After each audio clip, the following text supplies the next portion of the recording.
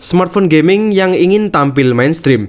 Kalimat tersebut rasanya cocok banget buat ngegambarin smartphone ini pas awal pertama saya megang. Yap, ini adalah Asus ROG Phone 5, salah satu smartphone dengan chipset paling powerful di Indonesia. Gimana kesan pertama pakai HP ini selama 24 jam?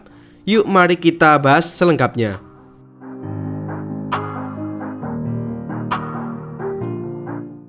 Sebelumnya buat kalian yang baru datang ke channel ini, saya ucapkan selamat datang di channel Berita Gadget.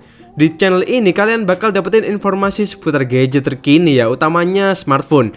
Di channel ini juga sering bahas soal kamera smartphone dan perbandingannya dengan HP lain.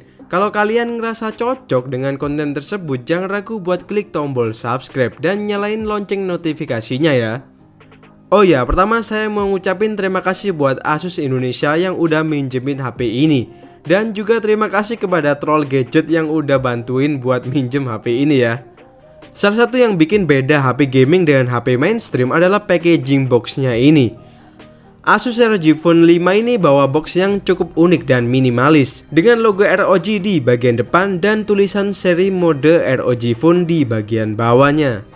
Di sisi boxnya terlihat lebih rame malah daripada di depannya.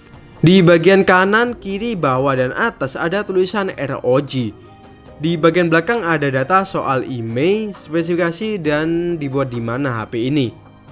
Oke, langsung aja ya kita buka boxnya. Buat boxnya ini bukanya lewat bagian samping, dan kita akan disambut beberapa gambar unik yang ternyata ini bisa di-scan ya melalui smartphone-nya.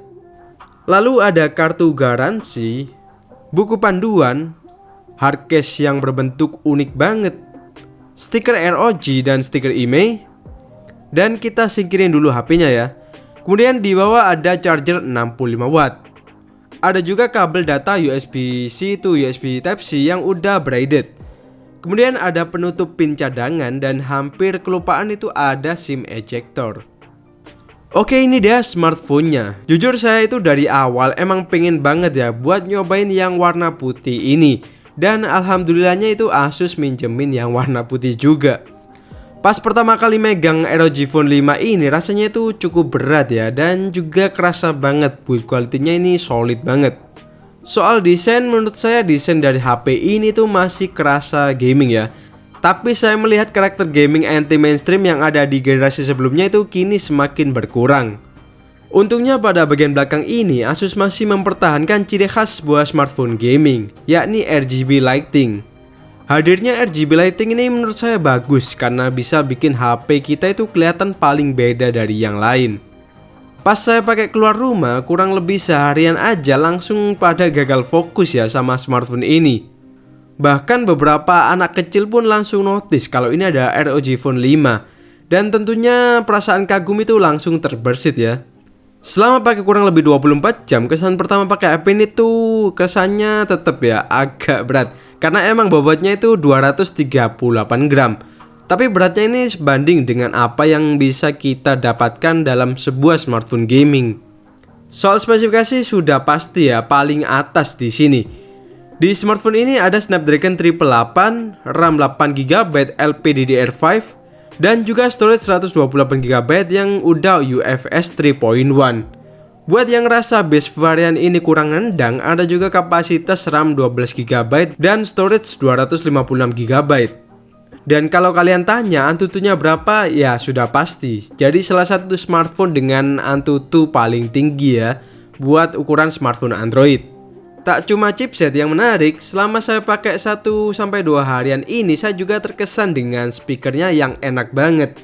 Dengerin musik dan ngegame pakai HP ini tuh rasanya nyaman banget. Apalagi letak speakernya itu yang ada di atas sini, sehingga nggak bakal ngeganggu pas kita ngegame.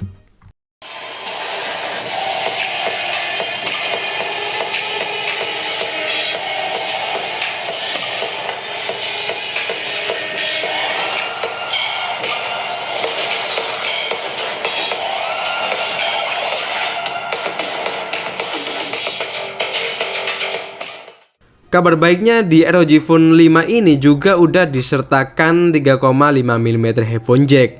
Jadi aman banget ya buat yang suka pakai headset kabel.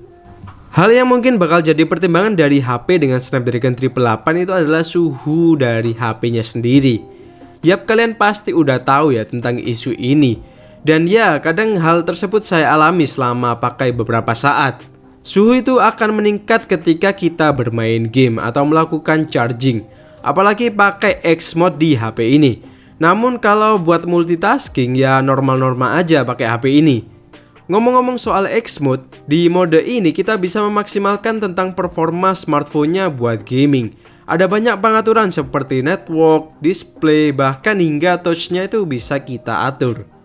X mode ini sendiri adalah salah satu fitur yang ada di Armoury Crate. Dan Armoury Crate ini adalah fitur khusus yang disediakan Asus buat mendukung performa dari HP ini. Buat kameranya di bagian belakang ada 64 megapiksel triple kamera ya. Untuk susunannya ada 64 megapiksel main lens, 13 megapiksel wide angle, dan juga 5 megapiksel makro. Di depan ada kamera 24 megapiksel ya. Buat kameranya sejauh ini menurut saya bagus ya buat sebuah smartphone gaming.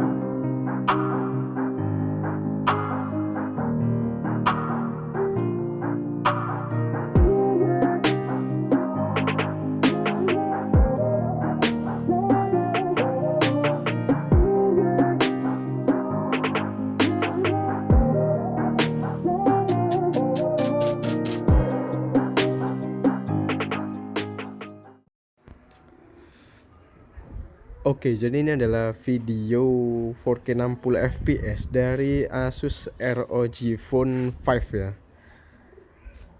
Kita bisa lihat di sini videonya ini cukup bagus ya untuk ukuran smartphone gaming, tapi tentunya emang harganya lumayan ya. Ya, kira-kira kayak gini buat videonya. Mungkin kita tes stabilisasinya.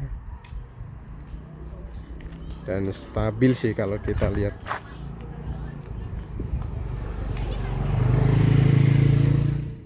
Oh ya, kesan pertama buat baterai HP ini tuh bisa dibilang cukup awet ya. Saya pakai seharian itu masih bisa banget. Padahal ya sering download game dan juga dimainkan sesekali. Ya mungkin saya akan coba lebih lanjut lagi. Untuk ngecasnya juga cepet banget ya buat ukuran baterai 6000 mAh. Karena di sini udah ada teknologi 65 watt fast charging. Jadi ngecas HP ini tuh kurang dari 1,5 jam. Oke, sekian dulu impresi singkat tentang Asus ROG Phone 5 ini.